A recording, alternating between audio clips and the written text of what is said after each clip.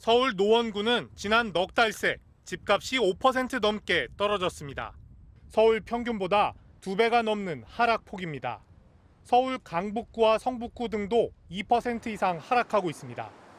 가격이 내려가도 사려고 선뜻 나서는 사람이 없어 아파트 매매 거래는 씨가 말랐습니다.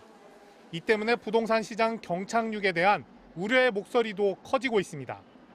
규제 지역 추가 완화가 있을 거란 예상이 나오는 이유입니다.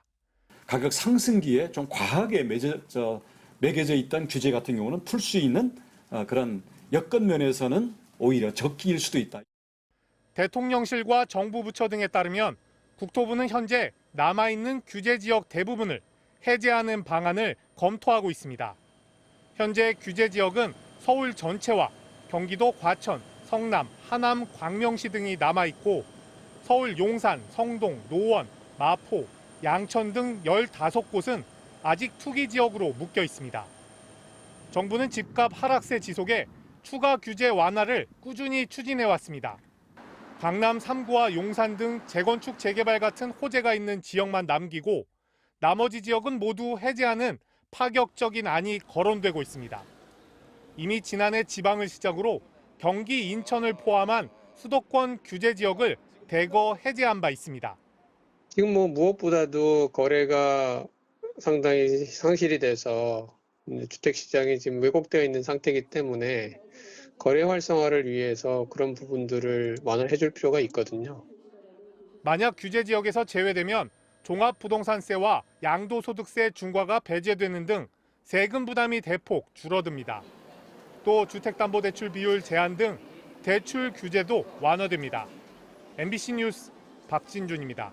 주로 갭 투자가 저는 지금 부작용이 본격화되는 게 아닌가 이런 생각이 듭니다. 예. 그러니까 우리가 보통 영끌 빚도 빚 많이 내서 집 산 사람들이 고통스럽다고 얘기를 하는데 물론 이제 갭 투자도 하고 또 마통이라고 그러죠. 마이너 통장을 내서 빚도 내고 갭 투자도 한 사람이 더 고통스럽겠지만 근데 이제 주위에서 보니까요.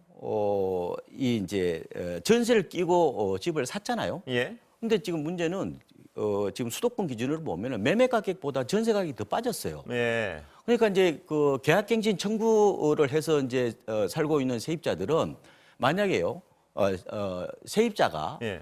3개월 이내에 만약에 나가겠다 그러면은 이게 내줘야 돼요. 아, 예. 그러면은 돈이 어디 있습니까? 그 기간이 안 돼도요. 그렇습니다. 예. 이게 이제 묵시적 갱신하고 약간 비슷한 건데 예. 그러면은 만약에 세입자가 나가겠습니다 그러면 3개월 안에 돈을 줘야 되는데 예. 그게 이제 돈이 없고 또 전세 빚돌림 맡기라고도 하는 거잖아요. 네. 새로운 세입자를 권래도 지금 없으니까 이 잘못하면 이게 이 집이 경매로 넘어갈 수도 있잖아요. 예. 그래서 오히려 제가 보기에는 영끌 비투보다 갭 투자를 해서 고통을 겪는 사람이 더 많다. 예. 최근에 통계를 보니까 서울에서요 한때 절반 가까이가 예.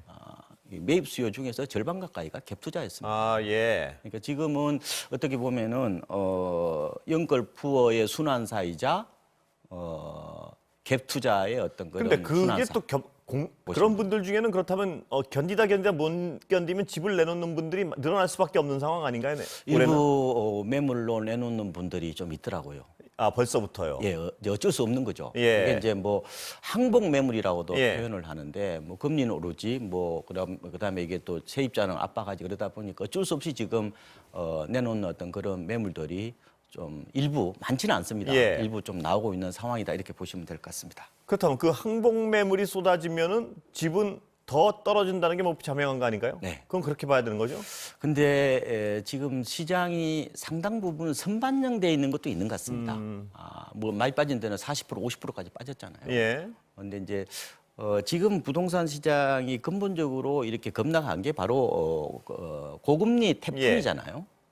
불과 작년 상반기까지만 하더라도 KB 시세로 마이너스가 아니었습니다. 예. 플러스였는데 결국은 7월에 2%를 넘고 10월에 이제 3%를 넘으면서 이게 계속 어떻게 보면 두들겨 맞은 어떤 그런 예. 상황인데 자 그러면은 대체적으로 올해 금리 전망을 할 때에 상반기가 좀 피크라고 얘기를 많이 하잖아요. 예. 그러면은 상반기까지는 낙폭이 좀 심할 것 같고 하반기 들어서는 다소 낙폭이 줄어드는 양상이 나타나지만 그렇다고 해서 그럼 V자형으로 올라가느냐? 예. 뭐 그렇게 보지는 않잖아요. 예. 뭐 금리 인하를 한다고 하더라도 뭐 올해보다는 내년 정도로 보고 있으니까 낙폭이 하반기 들어 다소 줄어들더라도 대체적으로는 집값이 좀 더 빠진다 이렇게 보시면 그런데 될 아까 것 주식 같습니다. 전문가도 모셨지만 주식은 어떤 경기를 선반영하기 때문에 네. 올해 한 6월, 7월 되면 상승할 가능성도 있다 이런 분석이 많은데 부동산은 후반영한다. 그래서 이 금리가 올해 말까지도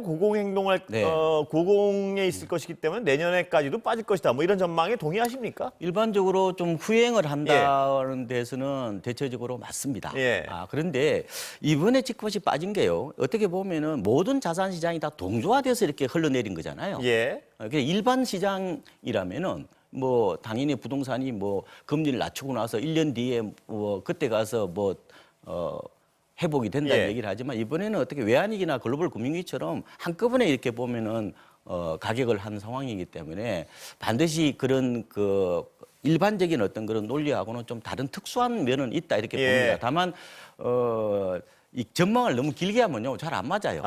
예. 그래서 올해만을 그럼 해보면은 올해 예. 정도까지는 어쨌든 빠질 것이다. 하락세가 좀 지속이 될 가능성이 있다 예. 이렇게 자, 보고 있습니다.